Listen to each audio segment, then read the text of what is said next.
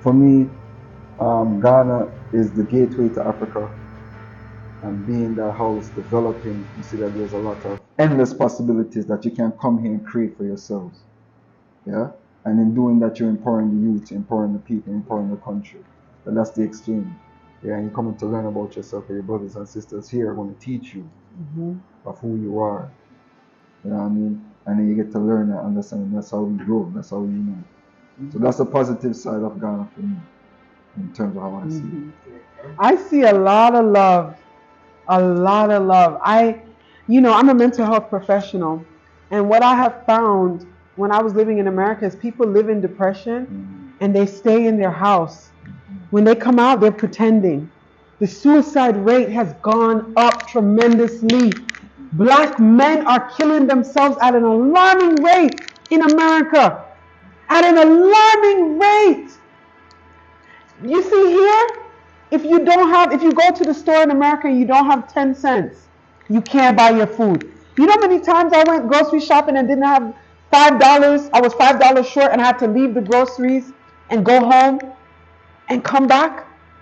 If you go to the shop here, the woman that owns the shop in my neighborhood is my good friend. Her children and my son are best friends. She said, "Auntie, no, give me next week. Take this food. Give me next week." The man that sells us our water, what we call him Waterman, but we love him. That man will not leave us out. He will not leave us out. And when he gives us our water, because of our American mindset and feeling like people don't trust each other, because in America it's hard. The trust thing is not a thing because we don't have communities anymore. It's more individual. It's more individualistic. You're left alone. And if you can't fend for yourself, you see here in Ghana, people raise other people's children. People have people living with them. People, not in America. If you can't fend for yourself and figure it out, guess what? Everybody, oh my God, they didn't have, because they had to take her kids and they, not here. Okay? So when the waterman gave us the water once and he said to him, "Oh, I owe you." The waterman looked at him and said, "Trust was never an issue, my brother." Had me crying again. Because the first 2 months here, I think I cried at least twice a week. Literally. When we first moved here, we were staying in Spintex at an Airbnb. And one of the women that worked at Airbnb, she came one day and she knocked on the door. And I said, "Oh, I don't need any help today." She said, "No, Auntie, I didn't come to help you. I came to see how you're feeling." Started crying. The way that I cried in my first 2 months here indicated to me that I myself might have been suffering from a mental illness that I didn't know about. You understand? Because just having people in my presence made me feel overwhelmed. And not only that, feeling welcome and feeling love, because at the end of the day, you could be in America and you walk by somebody and say good morning. And they won't say anything back. Greetings everyone, my name is Jadi, Jakweku, that's my Ghanaian day name. Yeah, so I'm from Jamaica. Well, my wife coined the phrase, said we're Ghanaian by the way of Jamaica, by Jamaica, yeah. So, we came from Jamaica, living in the United States, and then from the United States, we transitioned here to Ghana. Okay, so. All right, so I am Ajua. My day name is Ajua. Everyone also knows me as Sister Keisha. And like Jadi said, I am Ghanaian by way of Jamaica. I've been here and I really don't see a strong difference besides our tongue. I came here to Ghana because my husband, who was at the time my boyfriend, came here in 1998. I'll actually take it back a little. In 1987, my father wanted to come to Ghana. My uncle used to come here. He had a business here. And he was traveling back and forth between here and Liberia, or lots of parts of West Africa, but he loved it in Ghana. And my father said we're going to do a trip. I was 10 years old. And my father, Aya, his name is Aya, he's Rastafarian. He transitioned, he's with the ancestors now. But he grew. If he was here, he would say, "I grew her up as an African." That was his thing, you know. Yeah, he always said that I grew her up as an African. So at a very young age, I identified as an African because my father instilled that as a Pan-Africanist. He instilled that teaching in me since I could talk. Right.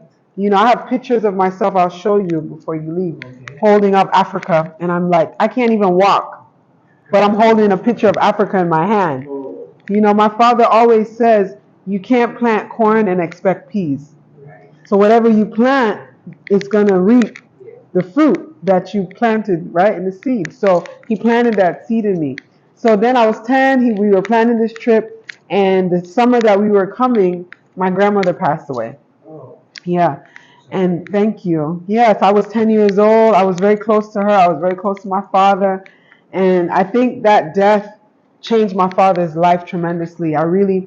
He's not here to speak for himself, but what I experienced in his passing was, you know, it was like his whole life kind of turned around. He moved to Alaska. I was with my mother in Florida, and I never came to Africa. Fast forward 30 years. In 2017, I'm giving y'all my age because it was my 40th birthday. It was my 40th birthday, right? And my husband said, I'm going to take you to Ghana. Because he had already come in 1998. And he and I were communicating at that time. And when he came, I'll let him tell you the story, but I remember vividly because he brought back some oils and some fabric and, you know, little things from some different fabric that he brought for me as gifts. And I remember he came, and if I remember correctly, I don't know, did you stay a little longer than? Yeah. So he calls me one day. At the time, we didn't have cell phones like that. Like, you know, phones, you had to have minutes. No WhatsApp. I didn't have WhatsApp. The communication. Yeah, so he called me from a phone booth. And he goes, oh, I'm staying longer. I'm not coming. I don't know if I'm even going to come back. And I started crying. I'm like, oh my God. Because we were dating, you know, we were like kind of dating a little, you know. And anyways, he came back, he brought me some gifts, and that's when the journey really started right there. You know, he and I made a pact that we were going to make this our home one day. And that was in 1998. So then 2017, that's why I'm telling you right now, you don't have to know how something is going to happen. You have to see it in your mind's eye. You might not know the how, but that's none of your business. You have to focus on the manifestation that you want. Because we didn't have the resources. We had nothing. We just had our mouth and our thoughts and our heart and our vision, you know. And we would talk, and he actually did not become my official boyfriend until like fast forward 2001, right? And then in 2002 we had a child, and then time passed, and we were living out this life trying to fit into a place, that we knew wasn't our home, but we were trying. And then 2017 I came to Ghana, and you could forget it. It was done. It was a done deal. I said to him, I don't care what we have to do. I don't know how we're going to do it, but I'm not staying here. I'm not staying here any longer. If it was up to me, that trip, if I had my children, I wasn't going to leave Ghana. I was just going to stay. I was just going to stay. I wasn't going to go back. I was just going to stay. I didn't want to leave at all. In 2017, it was $1 US to 5 CDs. Yeah. So the money was strong. Right. The money was strong here at that time. Okay? So anyways, we came in 2017, 2018, 2019, 2021, 2020. We just kept coming. And then we were like, this back and forth, we just can't do that anymore. So we just decided to just come permanently. Yeah. And, you know, I'll let her go first because she could tell the story good. Right? Well, we are yet to talk about that. Yeah, she tells the story good. So I let her. I had to let her tell it. People want to know more details about so I'm just gonna go into details because she laid it out pretty well. Right? Basically, she kind of gave a summary. Now we could go into the depths of the summary. Because like they said, the devil is in the details, Yes. right? So for me, I came to Ghana in 1998, and what inspired me to come to Ghana, Flight Lieutenant J.J. Rawlings came to Jamaica in 1997, the year before that, during the Emancipation celebration in Jamaica, right? And I was in Jamaica at the time. So I went to one of the rallies that they had with the president coming to the National Hero Circle, and I was with the Bobo Shanti Rastafari tradition, and we went down there. We were drumming and chanting, and we was listening to him speak, and he was talking about Kwame Nkrumah. At that time, I never really knew too much about who Kwame Nkrumah was. I heard of him as a Pan-Africanist, but I never really went into detail to find out the history of who he was. And when he came and he was talking about Kwame Nkrumah and the works that he had and the vision that he had and how he worked with His Imperial Majesty Emperor Haile Selassie to help build the AU and to start bringing the Africans together and the work that they were laying on the foundation. So when I heard about it, I was like, wow, this man was a powerful man. He was a Garveyite, and I was a strong believer in the works of Marcus Garvey. So I consider myself a Pan-Africanist through the works of Marcus Garvey, right? And being in the Rastafari tradition, seeing the king of Ethiopia, who also was the head of the AU at the time, right? And the stance that he took for Africa and how he was also ambassador to the continent because he traveled the world, and people was able to see that there's a king in Africa, not just the king and the queen that they talk about in England and all these European countries. Africa do have a king with a lineage that is more ancient than these other kingdoms that they claim to be kingdoms. Yeah? And all these other nations have to come and bow down to this man. So when we come and we know that within that understanding in Jamaica, growing up with Marcus Garvey, talking about Back to Africa movement, and even Marcus Garvey telling us as a people that when you see the king crowned in Ethiopia, because he was around in the time during the coronation of His Majesty, and he tells us that when we see a king get crowned in Ethiopia, we must take that man and see that man as our leader, as the man that's going to help to bring our people back home. So with that understanding in Jamaica, we grew up with a different mindset towards Africa, and then through the music.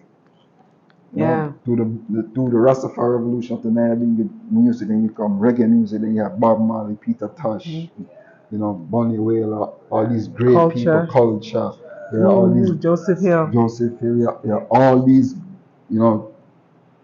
great, I would call them prophets, because the word that they were singing were very inspirational. They were singing about the truths of what black people, not only in the West, was experiencing, but even the colonization that was still continuing on the continent itself. Because it was a two-way effect. They extracted the wealth from Africa. And like in our earlier conversation, the greatest resource of any nation is its people. So with the extraction and the kidnapping and the pillaging of the people that was taken away to come and build their country through our free labor. Right? And then here, extracting the resources here to build up their kingdom as well. So that's how it become that triangular. It's not a trade. It wasn't a trade because we didn't profit from it. Trade is when you trade the labor for a certain. Yes. So it wasn't a trade. We wasn't involved in that negotiation deal. Yeah. So what that did to the people is that it caused a brain drain, because the population that were taken away from Africa was strong, young people who was working, the farmers.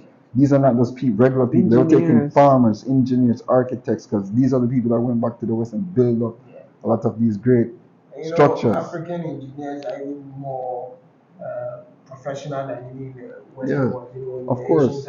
Of course. So when they came here, according to their story, right?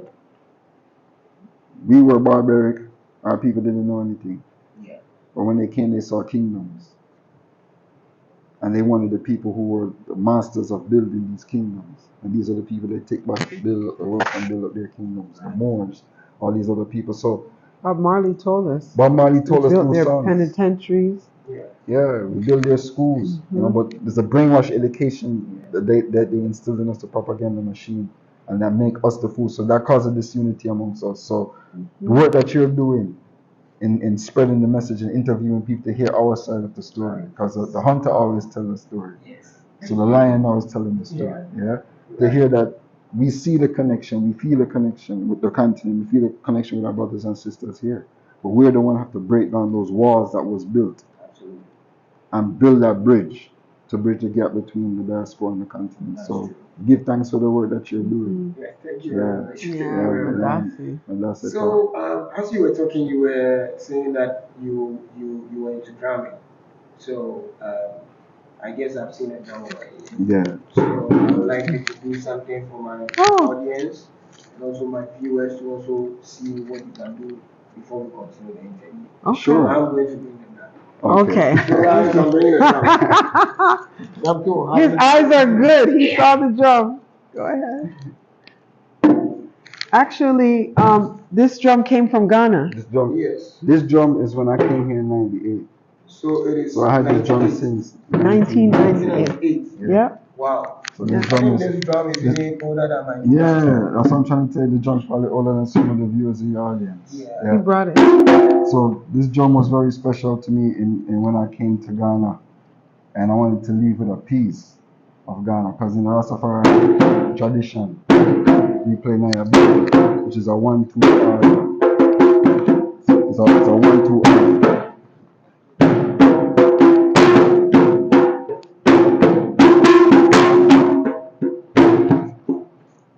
So the 1-2 R, we call it the heartbeat. Okay. Rhythm of the heart. So that's the first music, the first instrument, the drum. Right. I know in every culture, when you are playing drums, it has a meaning. Yes. So this drum that you are playing, yes. What does it mean? So normally, this is a djembe drum.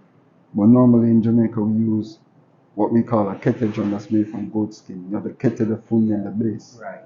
So we have the 3 different drums that we play in unison. Yeah. So when we are playing the drums, it's us calling on the powers of nature, the powers of our ancestors. You know, we summoning them through the music, through the vibration, through the frequency, as well as how we communicate. Well, because the music travel on the same frequencies, and you could be anywhere in the world and this drum can still reach you in your meditation, because if you're tapped into that frequency, you can feel the vibration of the drum. So as you are in Ghana now, have you by chance joined any culture troupe in terms of playing drum and so forth? I haven't gotten a chance to do that, because, you know, being here, for the time that we've been here, we still, you know, is still working on integrating ourselves in the culture and in the people and in the everyday runnings of Ghana. Because to visit Ghana and to live in Ghana is 2 different vibrations. Yeah. Because when you're visiting, you're dealing with tourist areas, you're dealing with things already set in certain conveniences. Yeah. So, but when you're living here and you're adjusting, now things are relied upon yourself. You have somewhere you have to live. And there's situations come up, you have to go CECG. You have to go heat the water. The water not coming on time, and you got to call the water truck to come fill your truck, to fill your tank. And, you know, so certain nuances of Ghana you start to learn and start to understand. Now, the greatest thing for us that make us able to like smile through some of the, you know, frustration of the inconvenience, because all it is an inconvenience. Because all these situations have a result. It's just the powers that be have to make the resolution to make things flow. Right? Yeah. But in the meantime, in terms of experiencing these inconveniences, like the lights, like you were saying, you know, coming from Jamaica, we have those same situations. Yeah. So we understand what a developing country goes through when they're going through that transition of developing. Yeah, you have certain hiccups that comes along the way, but we can do better ECG. Yeah, for me, I normally say that Jamaica is just like Ghana. Jamaica is like a sister or maybe a brother. Yeah. You know, we do similar things. Yeah, absolutely. Things that happen in Ghana. Yeah, absolutely. Yeah, truly. The market, the you know, the vendors on the streets, the you know, chocho. They call it chocho. We call it minibus. Yeah. You know, it's So Literally. so literally for me, whenever anyone asks me like, oh, how is Ghana? What Ghana is like? I say, Right. listen to me. If you're from from Jamaica in particular or any Caribbean island, I'll be like, listen, it's just like Jamaica, just a bigger version. Because Ghana is actually bigger than Jamaica in terms of size. Yeah, it's Right? wider. So I tell them to stand in the middle of Jamaica and just push away the mountains like this on each side and create some room, and you have Ghana. Well, tell me about how you use love to change the mindset or maybe to pursue your wife to come to Ghana. Oh, You listen. think he used love? No, You think hold on.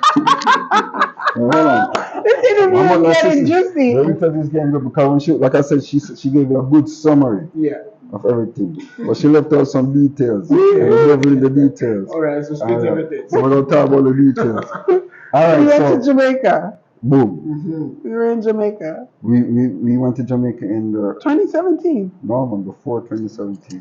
I mean, we went to Jamaica a lot. We were First time always we in come to Jamaica. we were young. First time we came to Jamaica for the 2 weeks. Right. We went back and forth So from America to Jamaica. So since we've been together, I've been taking her to Jamaica, right? We've been to Jamaica several times. Yes. Right?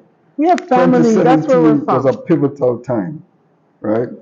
But in terms of the vibes building up to 2017, we've been going to Jamaica all the time because that's our home. So we go visit, We go visit family. spend some time, Maybe by then enjoy. you're also setting some traps Right? and so forth. So what ended up happening? You're a smart man. You're a smart man. Yeah, he's a smart man.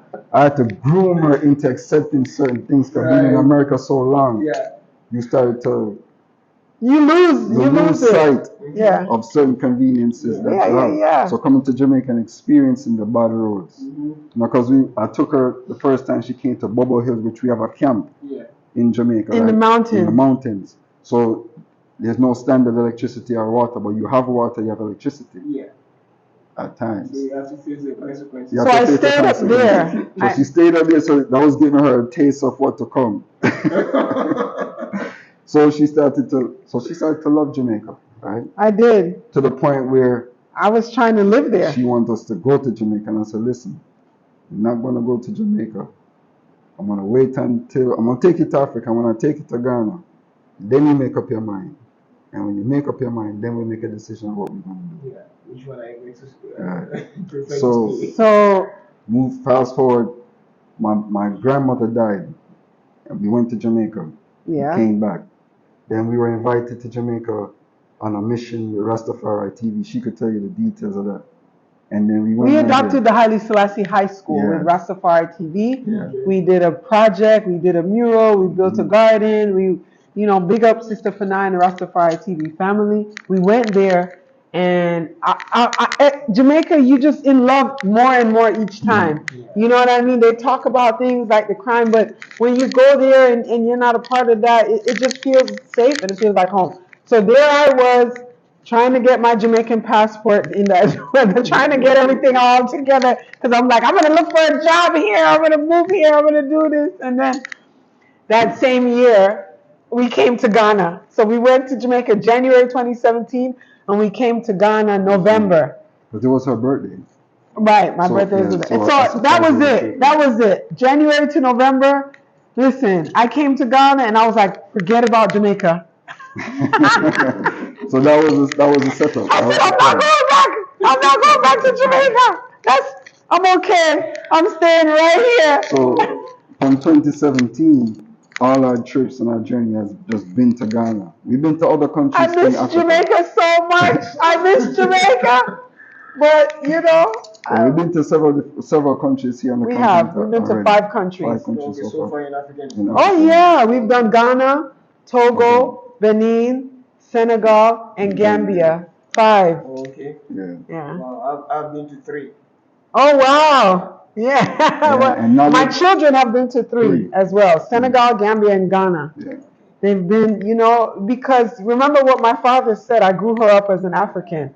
He planted the seed. Right. What everyone is witnessing is that seed actually growing. You're seeing the fruit of the tree that he planted. And the new tree that's being planted, because now we're planting the seeds in our generation. Right. For me, I'm yet to explore Gambia and Senegal. So maybe if somebody is watching me and want to sponsor me for my trip, go ahead. Please sponsor him. Please sponsor He'll bring Gambia, good Senegal, media. yeah. He'll bring good media for Gambia. Senegal and Gambia is good. Senegal. Well, so tell me about the life in Ghana. Life in Ghana. Oh, life in Ghana no easy, oh, but it's nice, oh. At the same time. It's everything. Yeah. I mean, you know, I want to talk about the good and the bad, Yeah, because a lot of people have said, like, oh, you know, YouTubers are lying. YouTubers are saying, making it look like it's just perfect Right. and nothing is wrong, and people should be honest. And then we did a little Instagram video just driving, because we have this thing called Driving with Sister Keisha on our Instagram channel, Akoma Healing Arts. And someone reached out and said, oh, you can't share the negative, you need to keep that personal. And I'm just like, I'm confused. What do we need to do? Well, you know, in every country there's both negative and positive. So no country is perfect. Exactly. And Of course. people should expect, Of course. I Of wouldn't course. talk about things that I think is just horrific to give a bad image, because I love Ghana. I wouldn't be here if I didn't. But when we, you know, adjusting to Dumso, the light situation, I work online. I have a virtual business. That's how I'm able to be here, because my business is all virtual. I'm a mental health practitioner. I have a private practice, Movements for Change, where I help people transform their lives and heal from trauma. And I do that virtually. And when the internet is not working, I'm not working, you know, or when the light is off, the people can't see me. So I don't like it, you know. Right. So I talk about that experience, but we make it work. We found ways to get creative. So we have a lot of backup internet routers, a lot. You have to do that, right? We also have different types of light, ways to you know, turn light on. Solar power. We have solar power, and even little light things. The generators and so forth. Well, we don't have a generator, but the solar, we give thanks for that. But a generator is good, you know. But also, if the light is not working, the water doesn't run because the pipe operates. The pump. The pump, sorry, operates. Using a borehole. No, this one we actually get water from the city. Okay. Yeah. But We have a tank. But we have two tanks. Yeah, we have two water tanks. So the water comes in, it fills up the tank when the city release water, and then from there the pump pumps it throughout the house. So if, like she's saying, if we don't have enough, the pump actually runs on the solar, but if in rainy season as we're coming into now, and you don't have proper sunlight, you'll get water in the day, but when nighttime comes, the battery's not fully charged. Solar don't, so if you don't have ECG, because we have both. If you don't have ECG, then you know you're solely depending on the solar power until the battery runs out. Right? And it's been better lately. I'm gonna give them a little credit. Yeah. It's been better lately. because you know the people are talking about it, that you know, they need to put a stop to that. Yeah, they need to. Right. The people's been upset. And that's what I'm saying. There's at this stage, coming in 1998, I remember in those days that they had to ration electricity. They used to not come on the radio and the TV and like, okay, this area you're gonna have light in the daytime. They have a timetable. A timetable. So everyone prepares. Already alert. You already prepare. Now I prefer you let me be prepared than you just hit me blind. So I'm in the middle of something, and now, like if you give me notice and say this day this is going to happen because we're working on the grid, we're doing this, we're doing that, I could be prepared for those days. Right. Yeah. But just going out, we sitting here and the power just go out. It's an inconvenience. So these inconveniences in 2024 should be minimal. There's no way we should be riding on Tema motorway and there's no light. And there's no light on the motorway, people crossing the motorway. In the dark. In the dark while you're driving. That's liability. It's not safe. It's not safe. And safety should be the number one concern. I pray every time. I never prayed so much since I've been in Ghana. Every time I see, two things kind of get me, because I'm an emotional person in general. I will cry, good cry. But two things move me to tears sometimes. One, seeing the light and the people crossing with children, you know, and so I'm always saying a prayer when I get on the road, just for the families that are there. that they should be safe, that we are all safe. I always have to pray about that. That's one. And when because we show up with our locks, and I believe in energy. I believe that our energy is felt. And when they see Jadi with his turban, the young youths, the young youths, the young men, they always put up a fist. Sometimes you see them on the road, and when you look in the rear mirror, you see them. And listen, I will cry a good cry. You know why? They see Rastafari as redemption for Africa. They see Rastafari as freedom fighters. That we fight the good fight. Right? Anyone that they see that represent African liberation, it moves them. Because we can go places and people will see us and say, Rastafari! Right? And they will go like, and then I'm just like bawling, because I don't cry because of me and because of him. It's really my father. Because my father came from the part of Jamaica where the Rastafari tradition was started. Waraka Hill, Rockfort, Jamaica, in the mountains. Count Ozzy, Ras Michael, and the sons of Negus, those people, my father grew up. They raised my father. And he came into the Rastafari tradition when it was not accepted. They were getting beat and murdered in Jamaica just to have dreadlocks. Okay? My father fought the good fight. So for me to be his seed and to live in a country where someone goes like this to me, when they see me like this, it brings me to tears. It makes me cry all the time. It never. I'm gonna cry now. It never fails. Yeah, because it's something that we in the diaspora who are conscious and aware of ourselves and of our relationship to our brothers and sisters here on the continent, especially when you start to travel, because I think that what traveling does, it allows you to experience for yourself, because reading a lot of books, doing a lot of studying about African history and things of that nature, it's not until I came to the continent that I really could experience in fullness what it is to make that connection while you're here, and to see the culture in action itself. I could go and I could see people on the road that look like my family. The other day we went into a store, and there was a sister, a junior sister that was there, that looked just like my wife when she was younger. She looks like me now. She looks more like me than my own children. Seriously. And I looked at her and she looked at me. You know what she said? You have my face. Oh. And she's from the Ashanti region. Seriously. And she showed me her father's picture, and he looks exactly like my father. So when we see the connection, I'll show you her picture. I will show you her picture. Identical. She has my same exact. I've never met someone with my face, and this young lady has my face. Yeah. So it's it's how we see ourselves and orient ourselves.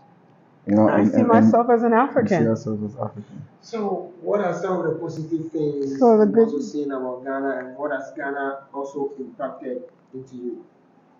Oh, for me, the positive things, I see hope. I see possibilities. I see opportunities that's here. And sometimes we have to look through what we deem as a problem, because sometimes the problem could turn into a blessing, depending on how you look at it. If you're looking at it, the glass half empty, you're looking at it halfway full. And there's a lot of opportunities here in Ghana because there's a lot of development going on.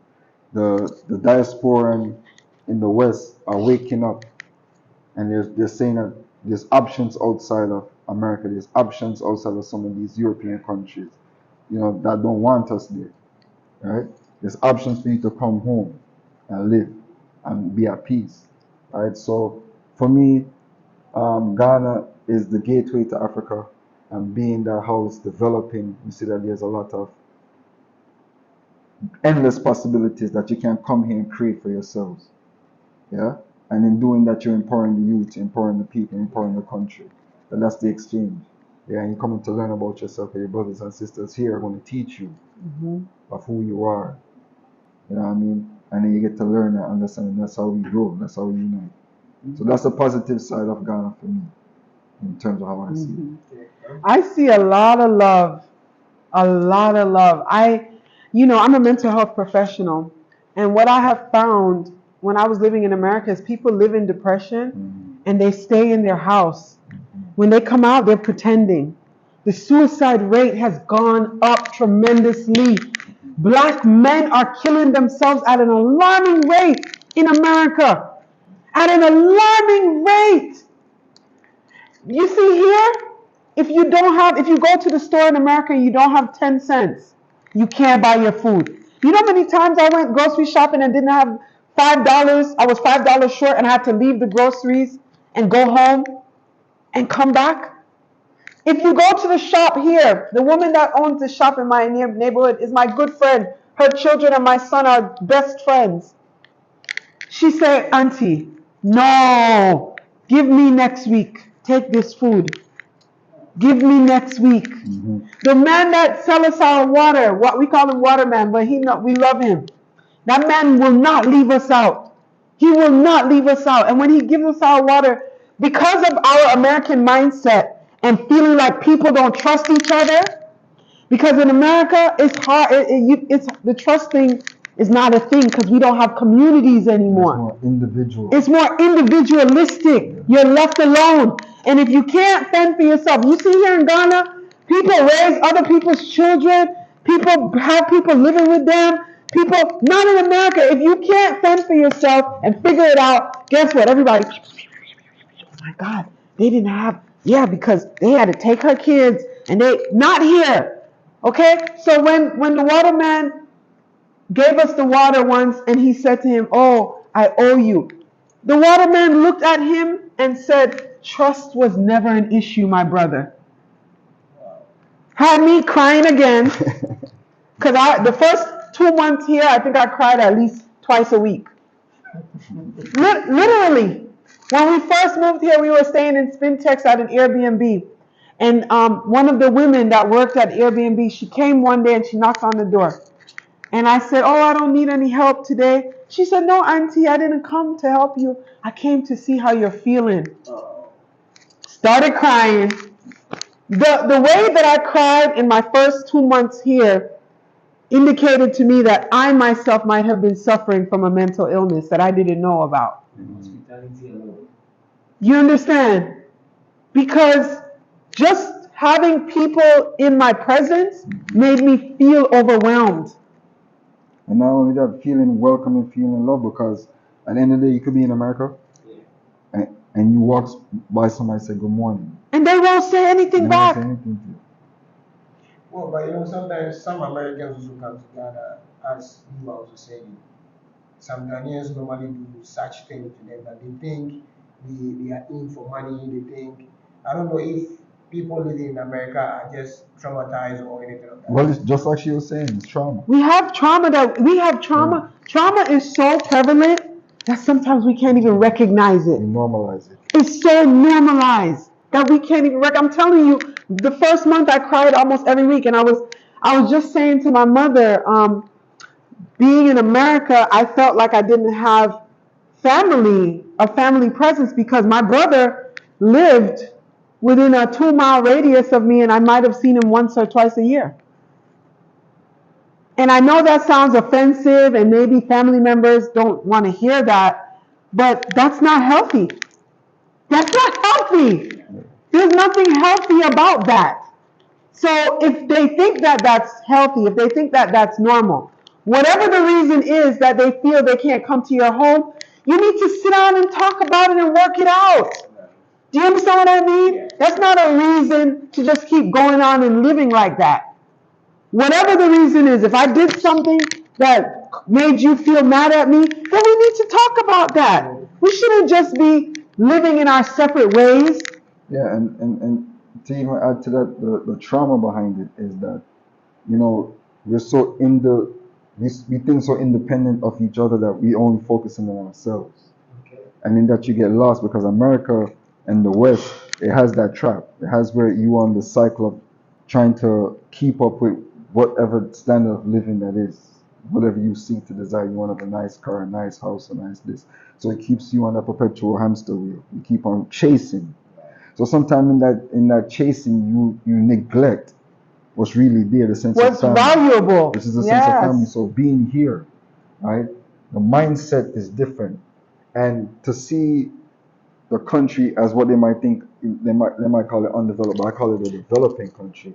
That people go through financial situation because here there's certain things that might be lacking, and we could talk about that on a deeper level, right? But in terms of, there's not a lot of things set in place for the youths. So financially, you have a lot of people struggling. But during that, people become creative. Because like she said earlier, being here and seeing some of the nuances that we have to deal with in terms of infrastructure, certain convenience, we had to become flexible and we have to become inventive.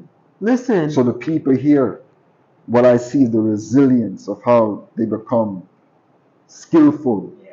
And helpful too. Like when your car gets stuck. Well, that's what I'm saying. There's like 20. I don't need AAA. In America, I need a AAA. And what I want to say, and that's what I'm trying to tie into, because in America, as much as you are okay certain type of way because you're working hard and doing this, I might be driving on the road and see you broken down on the side of the road. And it's very rare.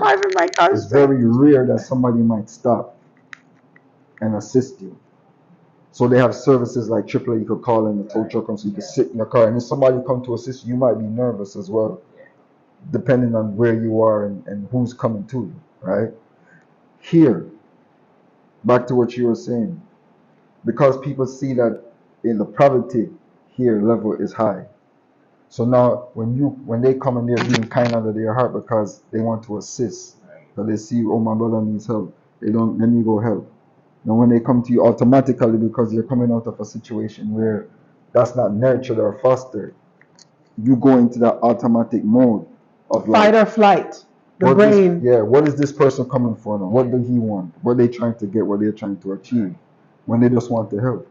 It happened to me the other day. The car tire, just driving on the roads and the potholes and things. Sometimes you go into it, the tire comes off sometimes. So even when you have air in it, the next day you wake up, it might be flat. Alright. There's a tire man right here where we live. He's Muslim, right? I was doing Ramadan. And he was going through he wasn't there, I forgot what holiday it was. I don't want to say Eid Mubarak. It was Eid Mubarak. So he didn't come to work. So I went there and there was some man sitting there. The tire flat, I can't make it to the junction. I normally go here and get air in it and go to the junction, let them take it off the rim and oil it and put it back. He wasn't there. There was two brothers sitting there. And I said, oh, he's not here today, holiday, blah, blah, blah. I said, oh, I can't make it. They said, no worry, you have the spare tire. I said, they said, come, jack it up, change it for me. They finished. I went in my pocket to give them something because they didn't have to do it. They said, no, my brother. You see. You don't have to. Hurry up and go and fix your tire. And every day when I see them. That's the waterworks. Yeah, every day I see them. They on their bike, or they ride their bike. They blow me, I blow them. Beep, beep, beep, beep, beep. Salute. That's me crying then. So that's for me who's a conscious person. But like I'm saying, the mindset of where you're coming from. Yeah. You will come here and these are some of the ways that we have to cleanse of ourselves and detox. We have to detox from that mindset. Because even being conscious and knowing that nobody's here to harm you. But in your mind, I feel like I have to do something for them. When they were doing it out of the kindness of their heart, they wouldn't accept anything. Oh yeah. So in such situation, sometimes coming from this Western background to Africa and having this kind of traumatized mindset or maybe mindset for you, it's very difficult to survive in Africa when you have that kind of mindset. So in your little piece of advice that you give people from America or maybe the diaspora that are coming to Africa, how would you advise them and how would you also help them to also change that kind of mindset? First, I would say you have to face your own shadow. That means you have to, and that's what I love about Ghana, another positive. The peacefulness and the quiet of this space forces you to see yourself. So you have to be very honest with what you came with. Yeah. Journal, write it down, be honest with what it is that you've survived. I know for me, I dealt with a lot of violence in America. Even not living in a dangerous neighborhood, there was still violence in the surrounding. For whatever reason, I lived in a state that had horrible gun laws to me, and you don't have to have a permit. You could just have a gun. I have a friend who was murdered right outside her house. She was just talking to her neighbor. You know, I had an active shooter in my daughter's school. You know, in my neighborhood, these people tried to rob a bank. They drove, did a police chase for almost an hour. And when all of the shooting happened and they killed a random person, it happened right in front of where I lived. You understand? So for me, I know that I came here with that pain body. My nervous system was in a space of needing to relax and feel safe. Do you understand what I mean? So I went to a New Year's celebration, Ghana's New Year's celebration at the Independence Square. And it took me at least 45 minutes to feel all right, because I thought somebody was going to come shoot up the whole thing. I did. No, I'm serious. I was there and I was like, oh my God. I made sure I got VIP tickets. That didn't matter, because when Shatta Wale came on the stage, what do you think happened to the VIP area? Everybody was, and guess what? That's when I knew I had a defining moment, and I knew that my children and my family and we need to heal. My children were terrified. My daughter started crying when they broke down the barriers to come. Because Shatta Wale said to them, free the people, free the people. Yeah. And everybody, you know, he's the voice of the people. So when he said free the people, you can forget it. Everything broke down. There was no more VIP. Okay? Oh, man. But listen, my daughter started crying. And this woman was there. I don't know the woman from nowhere. And she saw my daughter crying, and she came over and moved her seat and sat with me and my family, and she put my daughter in her lap and rocked her the whole night. She said, I will pick you up in the Range Rover and we can go shopping. Oh, we can go shopping. Okay?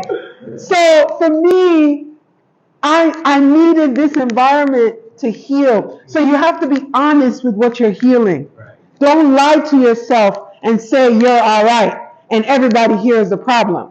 Because whatever you're attracting, it's what you need for your healing. You understand? Yeah. So, and I'm not saying there's no scamming or things don't happen, but if you face yourself, then you become more aware of even your environment. So you have to be honest with what it is that you packed up and brought here. You know, I believe that when diasporans come here, we should go through a kind of like an ethnic cleansing. There should be a program for diasporans when they come for like 3 months. A reintegration program. I've been meditating on doing this. It's so like, and how that come to me is like when you're in America, and if you ever been into the penal system, meaning the penitentiary or the feds or the jail, what they do when you're coming home, there's like a halfway house that you go to kind of reintegrate back in yourself and being away in bondage, right? Now, figuratively, we have been in bondage, irrespective of how we might look at it. We might be there making money or making money stronger, or whatever the case may be, right? But you're still in bondage because you're in a place that they don't want you to be. Because when you're in America, whether you come from Africa or not, as long as you have dark complexion, they say, go back where you come from. When you ask them where you come from, they say, go back to Africa. Sometimes some diasporas that are also living in Ghana for a very long time, they also advise their fellow diasporas not to do business with Ghanaians, not to do business with like we, the indigenous Ghanaians who live in the country. For me, so in such situation, how would you also solve those kind of? For me, it's listen. People are people. Yeah. Right. You're going to encounter good people, and you're going to encounter people who have different intentions. Mm-hmm. Now, I've been traveling back and forth from 98. I met some people that are solid people that I trust, people that I do business with, people that I consider family. Big up brother Shango. Yeah, big up brother Shango, big up my brother Nee. Yeah, big up Sly. You know, big up some of the people them that been here and they greeted us and they take care of us and they guide us through the process. Ben. Yeah, brother big Ben. Up Ben. Because we could go through a list. Yeah, and big up everybody who not big up yet, so nobody don't feel bad. Yeah, because there's so many of the people that have treated us like family. Family. When I mean like family, not just people. Not just you people. Yeah. It's my brother, my sister. We Uh-huh. meet their family, we integrate into their life. They come, they see us wherever we are, right? And their family And has their become family ours. has become our family. So for me, is integrating yourself. You have in being here, you have to integrate yourself with the people because you're considering yourself Ghanaian. That's why we say we are Ghanaian by the way of Jamaica. So we integrate ourselves in the community, in the culture, right? Along as bringing our own unique vibration into it as well, because each one teach one, Mm-hmm. right? But the good of you, I'm gonna observe, and the good of me, I'm gonna give. And once we build that trust and that bond, you have to know who. Now, have we met people in the past that took us in the wrong direction? Yes. Of course. We had to experience that to find the good, to learn through it. Have we met people that try to con us or take advantage of us? Yes, it happened. Have we been conned? Yes, we have. Yeah, it happened. Because you sometimes you can't live in a world where some people say you have to build trust, right? And you have to earn respect, right? So sometimes you have to show me who you are so I can see who you are, right? So you have It's to a be price you patient. pay. It's a price you pay. So sometimes someone might come and trust in, and you might able to put a little trust, because when those things happen to us, we didn't put everything in. It's like we have to gain your trust, and once we see the doubt, and once you see you prove yourself wrong, then we know that we can't move in that same direction. And Yeah, keep so sometimes going. you pay to learn, you know. Sometimes you pay to learn. So for me, I would say, don't look at it from that spectacles that you cannot integrate or you cannot do business with, indigenous Ghanaians. That all of them are just wanting Yeah, something. can't generalize. That's generalization, and to me, there's a small population of that. There's genuinely the overall community, the overall people here are genuinely good people who want better for themselves and family. Yeah. Yeah, it's just that we have a saying in Jamaica that poverty make the poor man mad. Yes. Yeah, and to be poor is a crime. So when you look at it from that aspect, sometimes people do things. Yeah, it's all about changing. It's all about changing the mindset. Yeah, and I'm not looking at it from a space of lack, because when we operate from a space of lack, then you always think of today, like whatever I could do for today. So if you look like lunch money today, you're gonna be my lunch money. But you don't know that instead of looking at me like lunch money, you could exchange ideas. That's true. And we And could now, be instead millionaires. of giving you a fish, I could teach you how to fish, and we go fish Yeah. together. And we go fish together. Yeah? That's absolutely true. And that's the mindset that we have to take. That's what we are trying to promote. Yes. Well, you also made mention of there are a whole lot of opportunities in Ghana Yeah. and so forth. So, as you and your wife being in Ghana now, what are some of the opportunities you've created so far for yourself? What are you trying to do to survive in Ghana?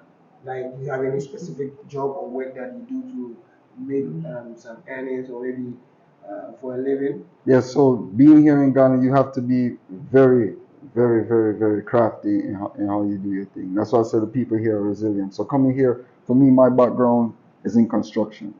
Right, I'm an electrical engineer. I manage electrical contracts. I manage building communities back home in America. Right. So for me, coming here is to bring my skills in the same capacity of what I did there and bring it here to integrate it. I guess we are into one different, the same. What you call it, working zone. Because myself, I'm a builder. I also build for diasporas and also Ghanaians as well. All right. So, and that's beautiful, because what was born into what we created is that our vision when we were coming to Ghana first in 2017 together. Our vision was to create a healing center. Right, because my wife is a healer, I'm a healer, I'm a Reiki 2 level 2 Reiki healer, and she's a Reiki master, and she's also a mental health professional.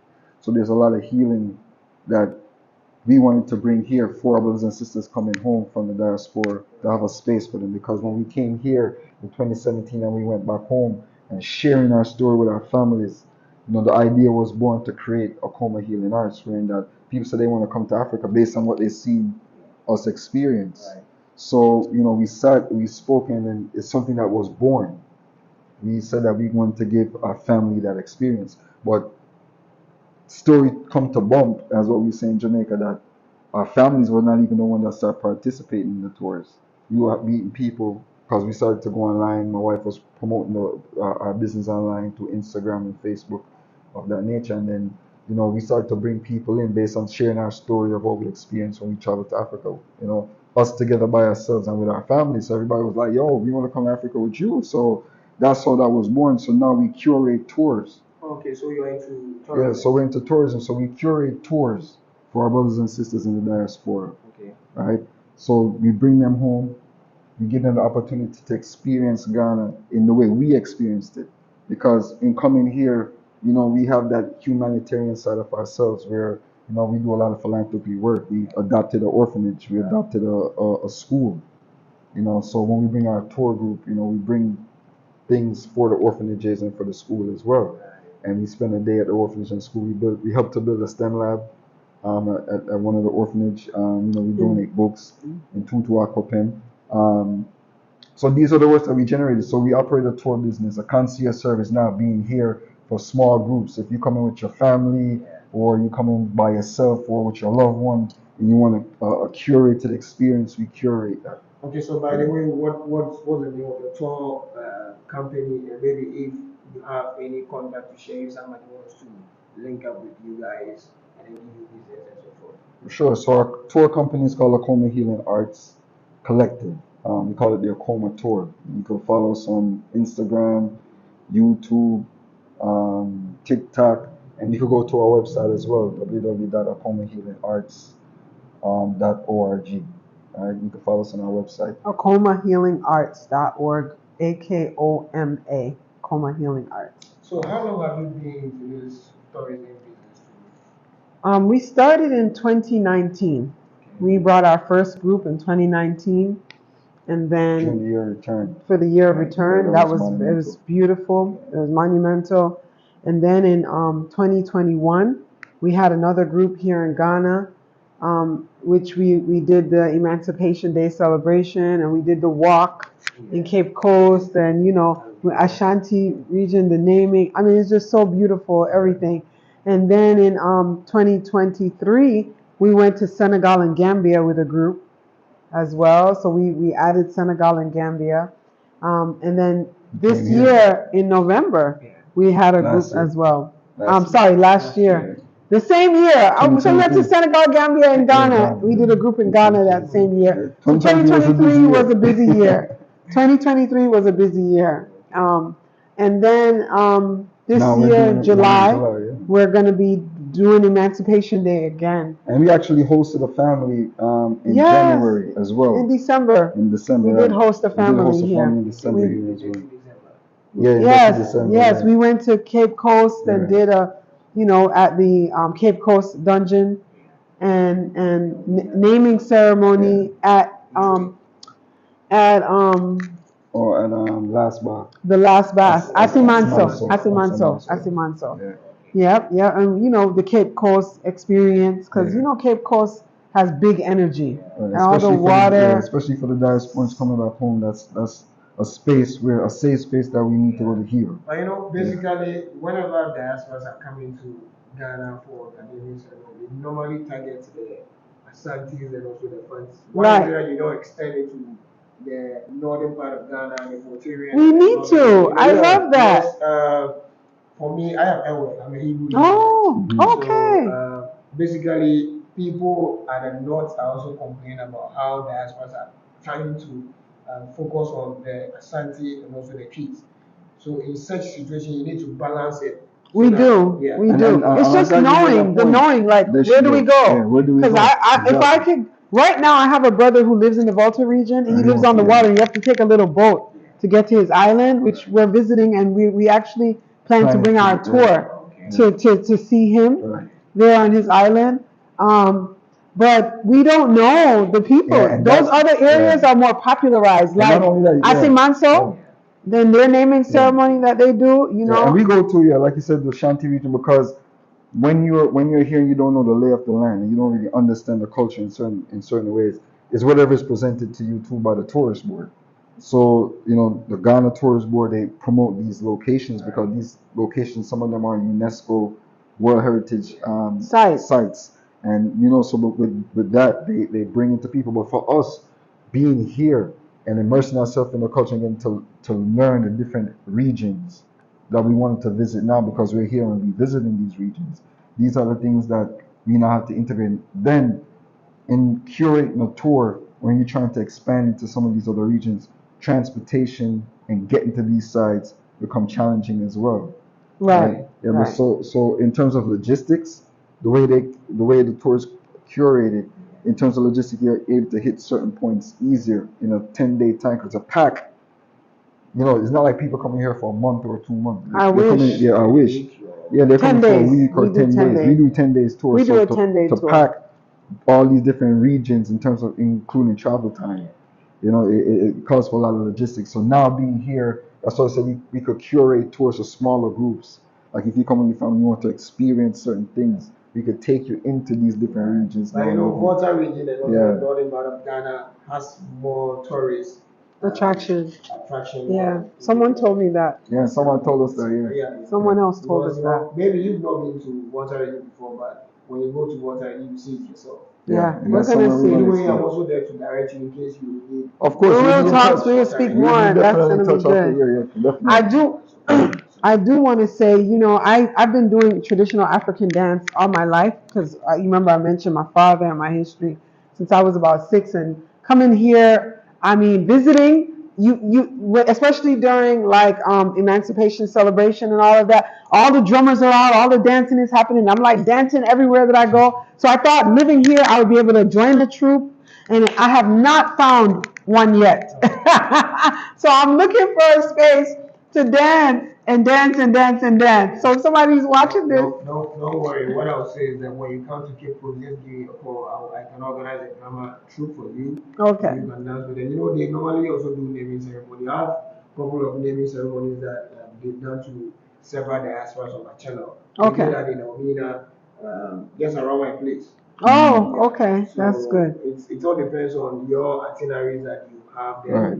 Yeah, but that's something definitely we could And discuss. and no, looking for something personal too, like in Accra, from where I can just go and dance. I'm thinking there's gonna be more dance classes and more opportunities to do traditional dance, pan logo, all these. Well, when you get to, I don't know if you are familiar with Alaju. No. Alaju from Achimota. Okay, I know You know Achimota. Achimota. Mhm. So there is a town called Alaju. I Okay. know they normally teach there's they have this dancing troupe that they normally teach people Okay. dancing. So, but I think I will get their contact. All right, Yeah, great. That would be definitely. good. And this is how the network builds. This is how we build with each other. This is how we share information and ideas. Because for us, creating the tour, wanting to bring the people in and let them experience the culture themselves. And I mean, not just getting the cookie cutter tourist experience, but to really come and immerse themselves in the culture, coming to a traditional Ghanaian home and learning how to Make jollof. make jollof. How to make kenke. My mom also teach diasporas how to cook. Yeah. Really? Yeah, it's on my I didn't channel. know that. Myself, Oh, myself, I can cook jollof. I'm very good in cooking. you know how to cook jollof? I have a jollof content.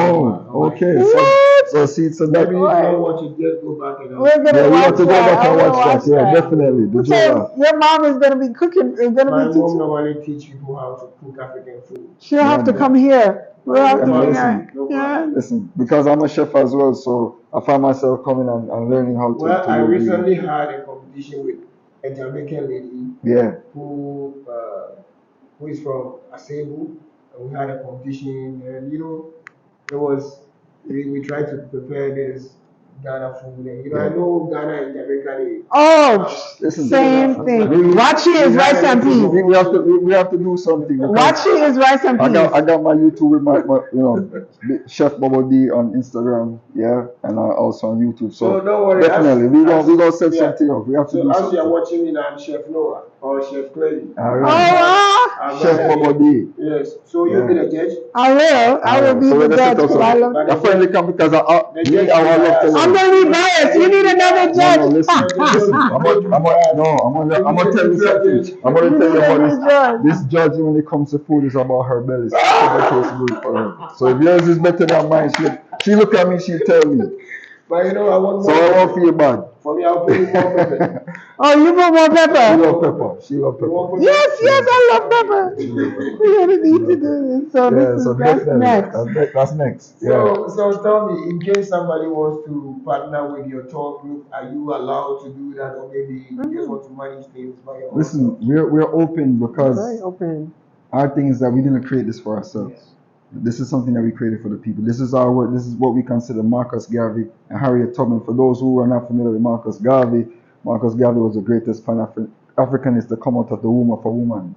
Research. You have YouTube, you have Google. I'm going to go into Marcus the details. Messiah. Marcus Messiah Garvey, right? And then there's another woman, we call her Harriet Tubman.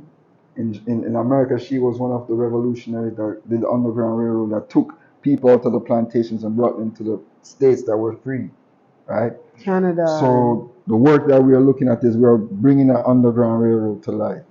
We're giving people a vehicle that we curate for them to come and experience the continent, starting with the gateway of Africa, which is Ghana, and exploring the rest of the continent. Because that is our journey, that is our vision, to travel all the countries on the continent. Okay. My final three questions that I want to ask you, it's kind of complicated, and I'll put you guys on the tour as well. So get ready. 2017, 18, 19, 20, 21, 22, 23, 24, 8 years, right? So coming to Ghana, let me say this question is kind of PG-18. You need to be very careful as you're watching this video. When did you guys kiss when your wife came to Ghana? Oh, wow. When did we kiss? Your first kiss in Ghana.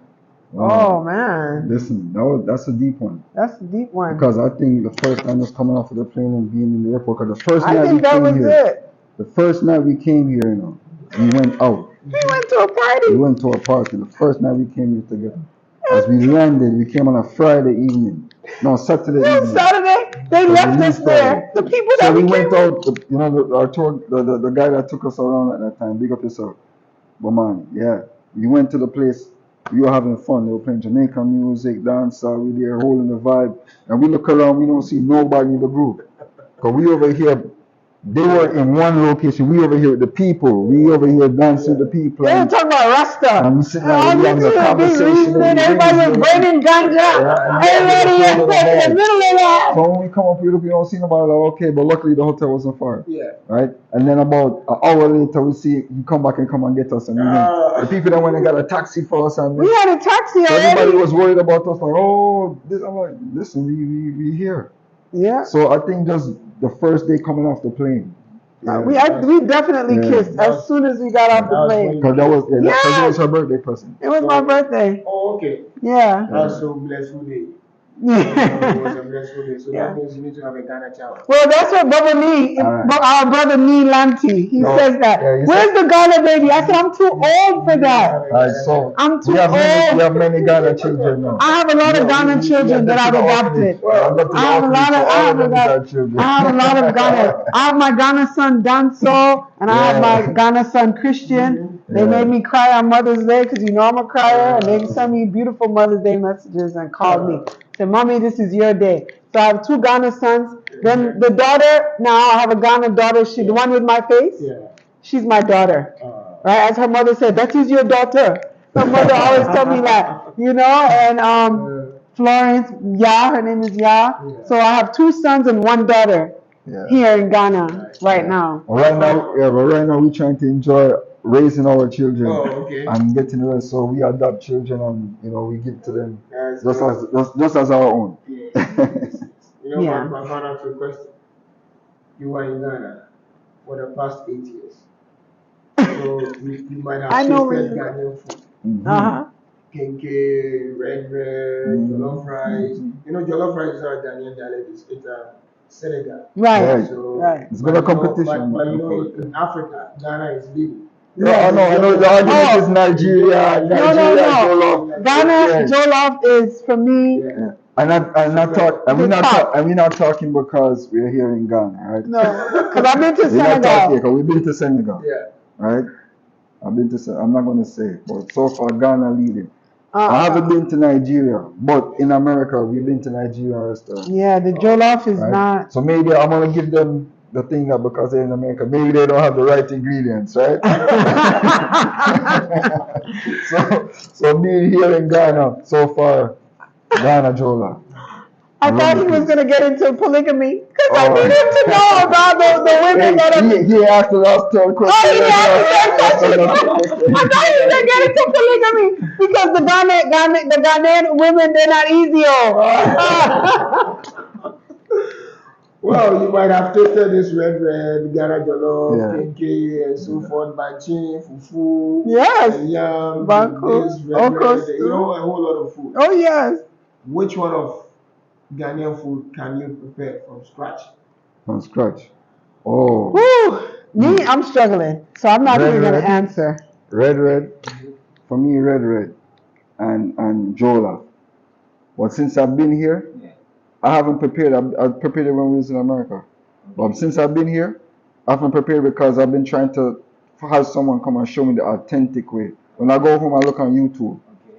But we sure we don't have all the ingredients as you know what I mean. And sometimes just having the crusher where you grind out the food in and the peppers and all of that give you a different flavor than putting in a blender, getting the can and doing it like that. You understand? So for me, since I've been here, I always wanted to have someone come to the house and give me like a tutorial, hands-on. So that is why. But those I can prepare. Yeah, that is why my mom is there. So whenever you are ready, you come to Cape Coast. You can just bring your tall people to my mom's place. Maybe you can just arrange for that. Yes, we will. She will teach you guys how to course. Several Ghanaian food before. That's on the tour. We'll be doing that. When you go to my channel more, you will see more of that on my YouTube. Okay. So you know, we'll do that. My mom has been teaching how to prepare people how to prepare wache, and you know a whole lot. And you know, there's something I say about Ghanaian watching Jamaican rice and peas. It's similar within. It's the same thing. Yeah, the same vibes. Yeah.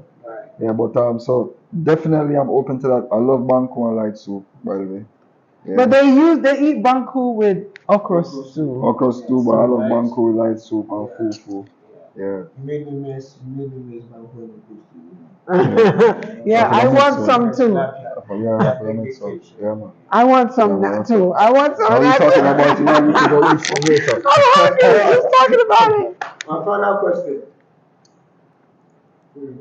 You ready? Yeah.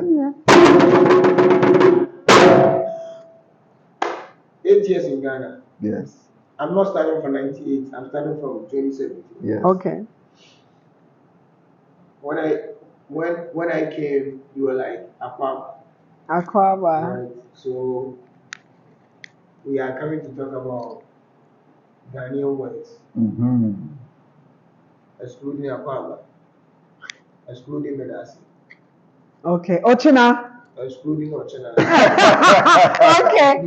Excluding Nyame Adon.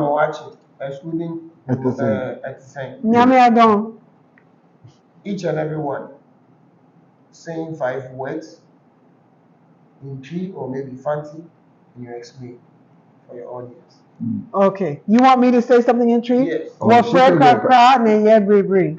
No, but you explain in English. Oh, okay. Well, Fred Kakra and Yebri. I believe that means you take a little and make a lot.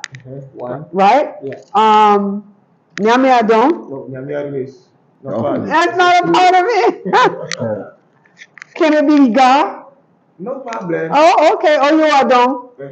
That means thank you. Yeah, thank you means Oyo Adon. Oyo Adon. I'm stuck right now. Hold on. Okay, Ochina can't be until tomorrow, right? Deye. Is fancy or tree. Tree, yes. That means have a good night. Yes. Have a good night. Sleep well. Yes. Deye, right? Kaka. I have small. I'm doing small. You gave me the test today. She's the only one that could attend it. Me, I'm only at the basic words. Hold on. I have more under my belt. Me not gonna pretend. Touch over there. Touch of it. Okay, that That's Ga. Yeah. Okay, I don't know too much Ga. I only Okay. know small. So let's go. Oh, you are Fanti don't. or Fanti. Okay, so and Fanti, I don't know. Okay, I don't know so Fanti. now you failed. Yes, I'm fair. I You failed. have admitted that 8 years in Ghana, you have failed speaking Ghana language. Yeah. Okay. So you Cause have we me- still talk patois. Me, I already fell already from the basic words. I never listen. There's no shame to my game, and I need to do better. Yeah. I just know the basic, Okay. and I need to do better. But the thing is, just be with my brothers and sisters, and we talk, we communicate well. So I give thanks for just the connection you could make with people. Because even on the language bar, you still can't get a point across because the communication operates. But me, I still got to learn. And Ghanaian pidgin is patois. Yeah. So then when me I talk patois to them understand me. Exactly. So even So when, I have to really learn the trick. Cause Right. when we talk patois, I'm gonna talk like this. Them understand everything Come what me I here. say. There. When me say come here, me there When now. you're there. You just reminded me of my Canadian clients that are from Jamaica. I'm building their house for them. You And told me. They came to Ghana just last month. Oh. They're like, we don't want to go again. Them we don't want to leave. Them never want to leave. One there. Them want there. Big ups to Mr. Rawlings and Miss Sandra on the HNA. As you're watching, you subscribe to their channel too. Their channel name is HNA. Oh So wow. really big up yourself. So even you talk about your project, because just being here and being inspired, the same thing, me in construction, things of that nature, That's why the communication is important. You have to learn how to speak the language so you can communicate with people. Yes, so I'm doing better. I'm doing my best. Yeah, because I want to address you. It's just like I want to address you and make you know that I'm not here feeling like you have to come on to me. I want to come and know that I am also coming to you as well, and we meeting each other in the middle. We balance it out, because I have to learn, So for me, it's us having respect Right. for our brothers and sisters. Don't feel like you want to come here and everybody have to bend to your way. No. We have to lean into We have each to other. bend, yeah. We have to lean into each other. Because we are together stronger. So learning the language is very important. And for me, that's how I know how intelligent the people are. Because to speak more than one language is Oh powerful. my gosh! And You have to have a mental Ga, capacity to can communicate in. So that's why the people are so intelligent. In America, you find people who speak one thing, so they become ignorant. Like you have to come to this because this is what I speak, without you trying to go and learn and gain more wisdom. Really? That's powerful. Oh my goodness! That's So you do powerful. Fanti? Ga? I do Dambe. I do a little bit of Hausa. Hausa? I do Ewe. Okay. I do Lucy, the northern part. The northern part. Dagani, I do here and there. Yeah, man, Wow. that's impressive. In Tamale, what do they have? What do they speak in Tamale? Okay.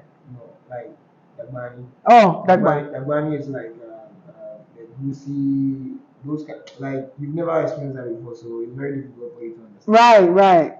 Dagbani. That is why I Okay. said when you start taking your tour people to Other parts. your Yeah. Northern parts, Yeah. you also Need people who can communicate, because the language becomes. no, they have a tour guide around. I can direct you to several Okay. tour guide Yeah. people Okay.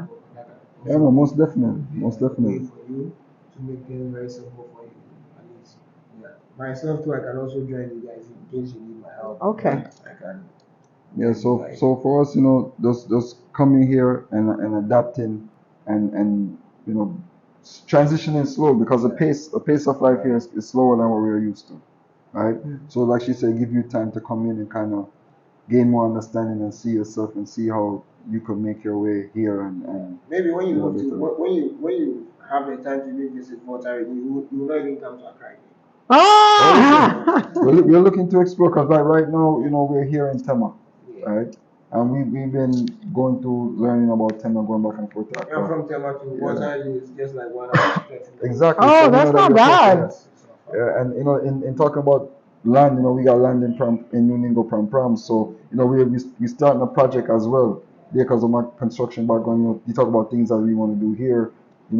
Our vision as well was not only having a healing retreat center, but also building a community where we could have our brothers and sisters from the diaspora come right? And our brothers and sisters who are here as well. And we could come and live in a Live together. communal vibes where, you know, we could be here as neighbors so we could learn. Because we come into this community and you know, we here with our neighbors who are native to the land, and we've been able to adapt well.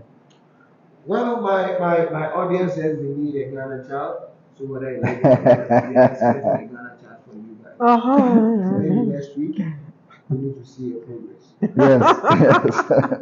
So your final words to my audience and my viewers and everybody that is watching you from all over the world. Okay, well, you know, I want to tell everyone, listen, don't sleep on the continent. You know, wherever you are in the diaspora, wherever you are on the continent, you know, you cannot give up a continent for an island, like how Garvey said, you know. A leopard cannot change his spot like how Ethiopian cannot change his skin color. So like Peter Tosh said, no matter where you come from, as long as you're a black man, you're African, so we have to see ourselves as Africans first. Put away our petty differences, you know, whatever label you want to put on yourself. You Fanti, you American, you Jamaican, you Ghana, you Nigerian. We got to put away all those petty differences aside and see ourselves as African first. Africa is our religion. That's our spiritual way, Africa. Yeah. And once we come to that understanding of self, we could build unity amongst ourselves and we could bring back Africa towards glory. Yeah, because so it was in the beginning, so shall it be in the end. So Africa now is on the rise again. So it's for us as brothers and sisters on the diaspora and the continent to come together and build it. Alkebulan. I think yours will be in Patois, so I want you to speak in Patois. Me have to talk in a Yes, patois? you're talking Oh boy.